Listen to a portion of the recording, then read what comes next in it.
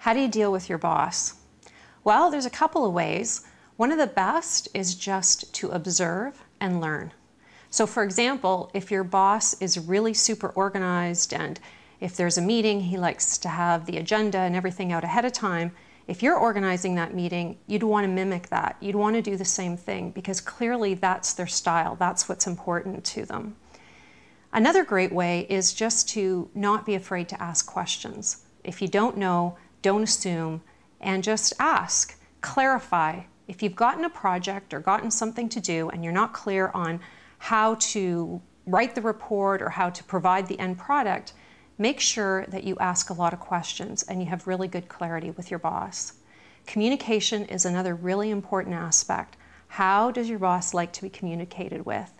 Is she someone that likes to receive emails, or is he someone that has an open door policy and would prefer that you drop in?